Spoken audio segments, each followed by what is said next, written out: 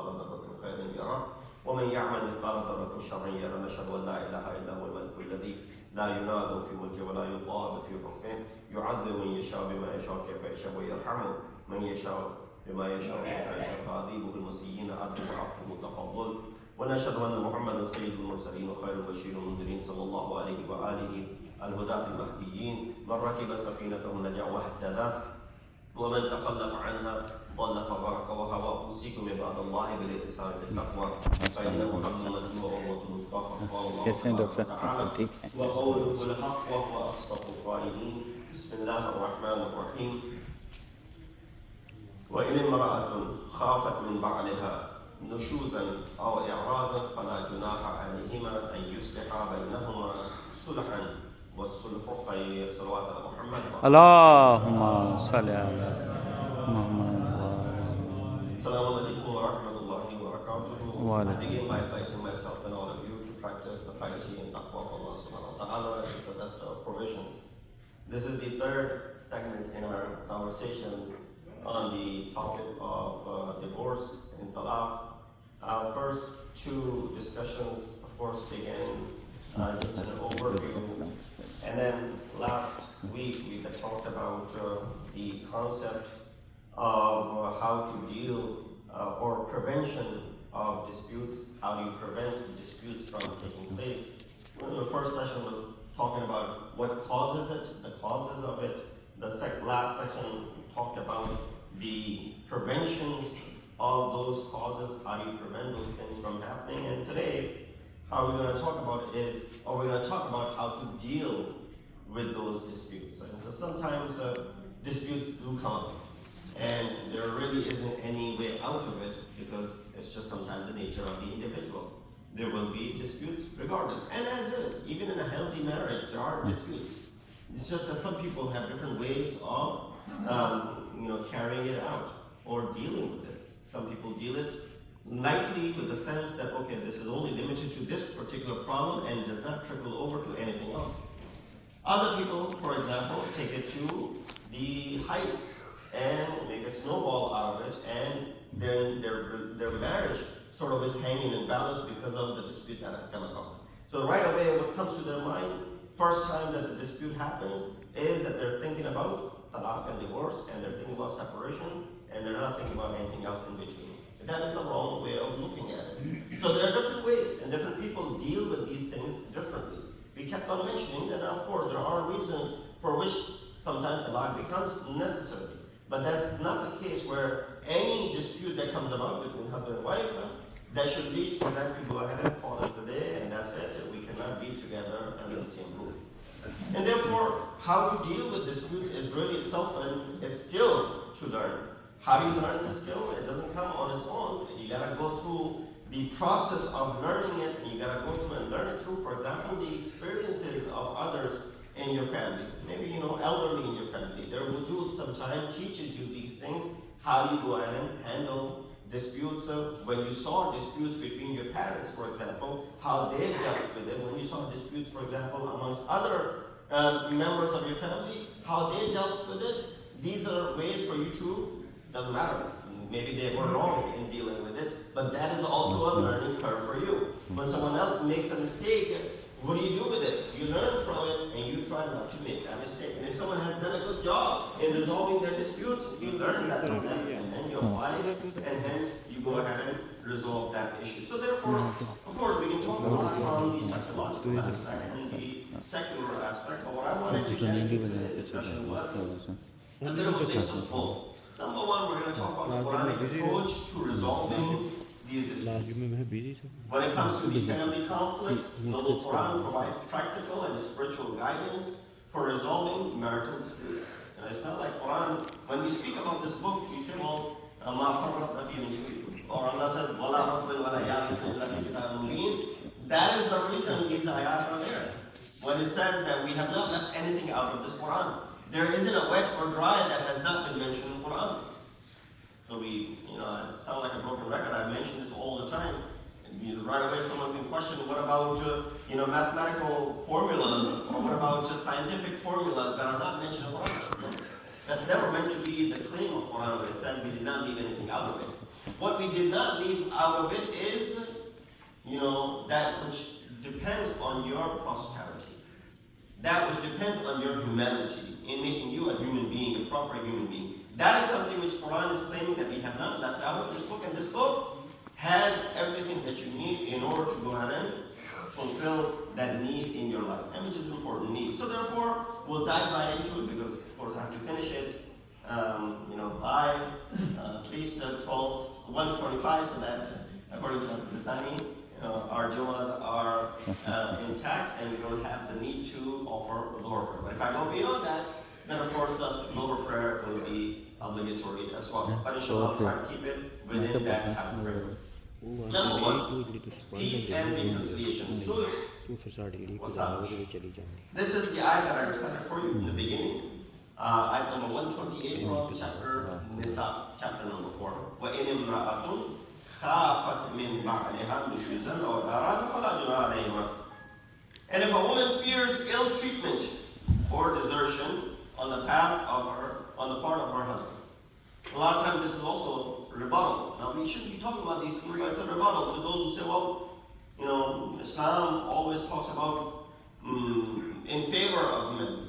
No, they're equal to that. Previous I talked about if the wife becomes nashiza or has ill treatment towards the husband, what should you do? And then this ayah talks about if the husband ill treats you, has ill treatment towards you, how should you deal with it? And so if a woman fears, it's not even that it has happened yet. She fears, even the beginning sign that she's fearing ill treatment from her husband or desertion on the part of the husband, there's no blame on them if they arrange an amicable settlement between themselves, and such settlement is best. It's not like you call your lawyer and you settle things. That's not what it means over here.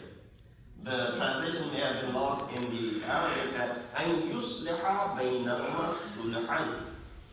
That they should cause what? Sulh. Right? Try to resolve between the two. And what is it? وَالصُّلْحُ خَيْرٌ. Sulh, resolving over here, is actually the best course of action over here. And so therefore, this verse highlights reconciliation is the better word that we're looking for as the best solution, and mentions it 3 times, for example, for emphasizing. Whenever Quran has takrar in it, it is just to highlight that point over and over. Spouses who work together harmoniously experience fewer conflicts and greater trust amongst themselves.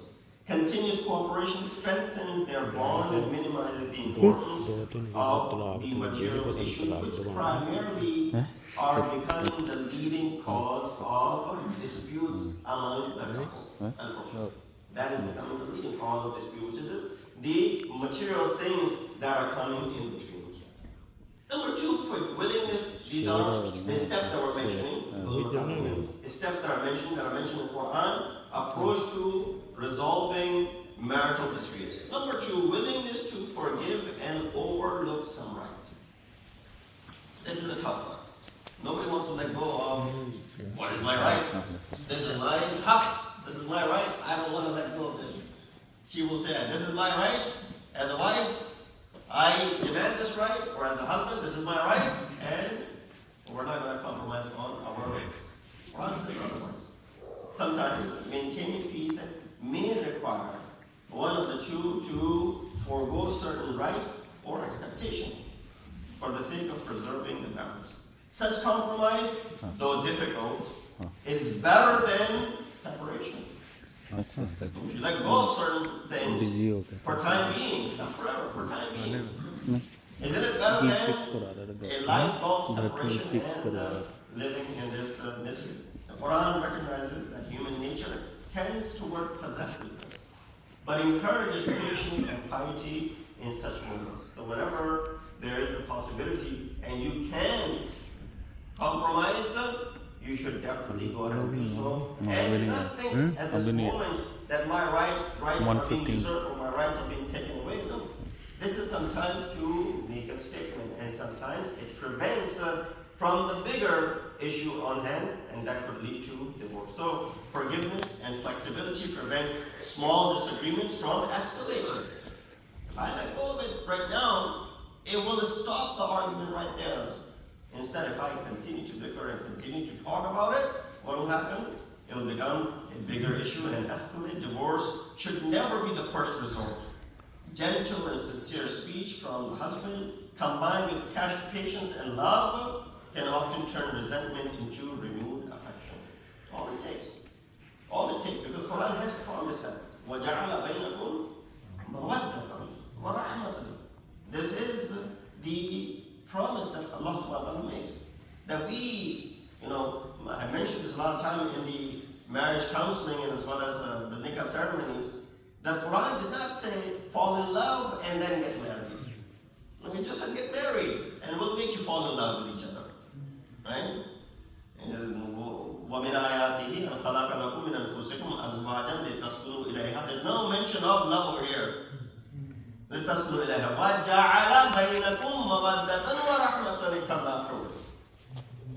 You get married, and then that rahmat and mawaddat and love will come on its own. So that's the promise from Allah subhanahu wa ta'ala. So both parties at this point, when you willingness to forgive and overlook some of the rights. Mutual trust and honesty is the cornerstone of a marital life. No doubt about it. I'timad, trust. A lot of times the marriages that fall apart is because of this main reason. I don't trust my husband. I don't trust my husband. I don't trust my wife. It's usually the wife saying it, not the husband. I don't trust my husband. Yeah. For whatever reason. It doesn't have to be if there's, extramarital affairs or something else. No, that is involved. Right? Lack of trust. When Quran talks about tawakkul, in trusting Allah subhanahu wa ta'ala, meaning that there's a support system for you. That you don't feel lonely. That you don't feel that you are all by yourself. You have a support. Someone is there to back you up. When that feeling is missing, insecurity comes into play. When you don't have someone who's going to go ahead and do it, support you, stand up for you, insecurity creeps in. So therefore it says, O you who believe, be mindful of God and be with the truthful. So trust does not mean blind ignorance.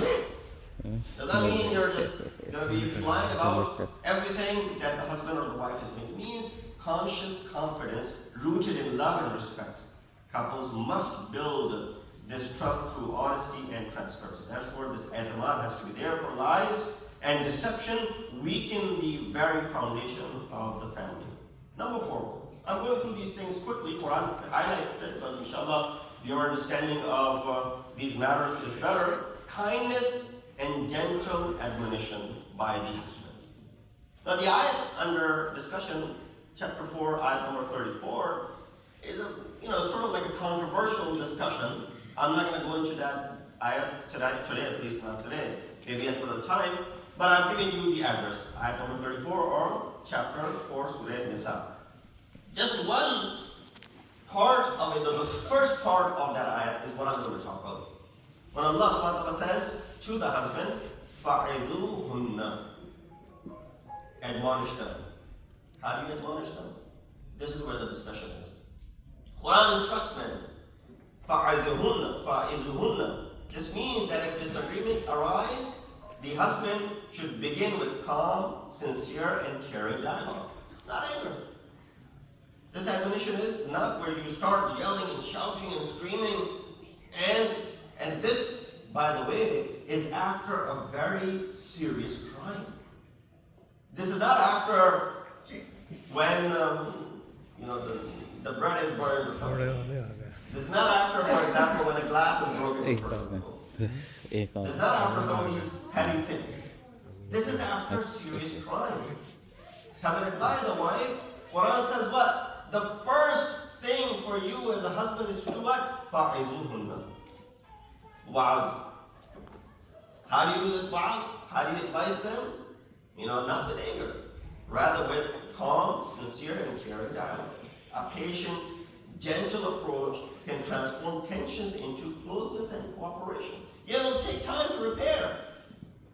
But getting your emotions out completely and severing ties is not the approach that Quran at least is suggesting. Success in this depends on the husband's faith, patience, and moral restraint. But if couples are not able to resolve themselves, if they're not able to resolve issues amongst themselves, then what happens? Quran instructs us in that regard as well. It says then go ahead and appoint arbitrators. There are issues that are beyond your comprehension. There are issues that are beyond, not just beyond your comprehension. There are issues that you're not willing to listen to one another for.